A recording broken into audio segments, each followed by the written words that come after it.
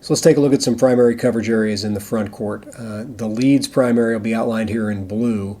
That'll be the divider between the two areas, but that's the full lane to the foul line extended to the sideline on the lead side of the court is the leads primary area.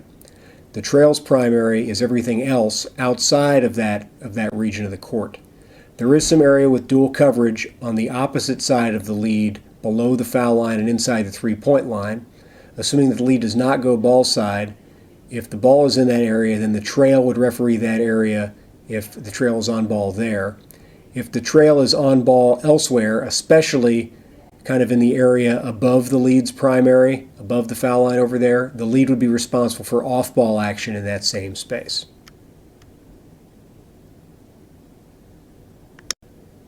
Try to outline that here a little bit more clearly, that point I made a minute ago.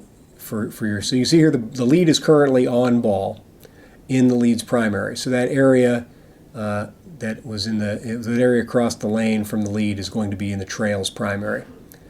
As the ball kicks out to the center of the floor, now that the trail is on ball, the lead will be the one that's responsible for off-ball action in that dotted area.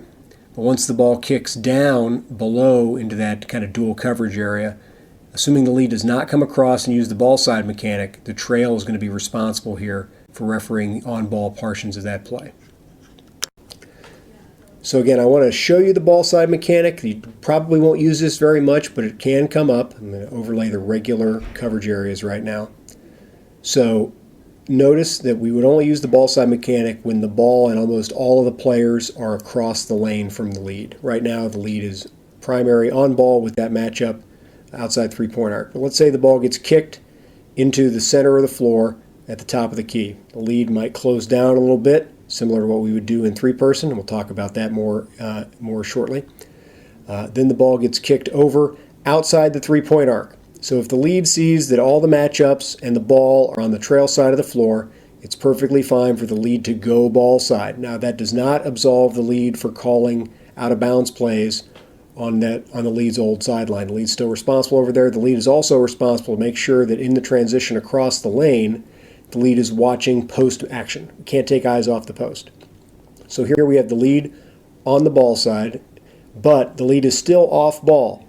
So if the lead's off ball, all the lead has really done is extend their primary into that full area. However, if the ball gets driven inside the three-point line and below the foul line, now the primary areas switch a little bit. The lead is now on ball in that area if they have gone ball side. So the trail is going to take a step back to widen their angle, because now that portion of the lead's old primary that is across the lane, outside the lane on the other side of the floor, the trail is going to have to help out with. So as long as the ball stays over there and the lead stays over there, the trail is going to have to help out in the lead's old area. But if the ball gets kicked back to the center of the floor, the lead's going to have to find an opportunity to get back to their old side of the floor as quickly as they can, and the trail will settle down back into their regular primary spot on the floor to take regular coverage. I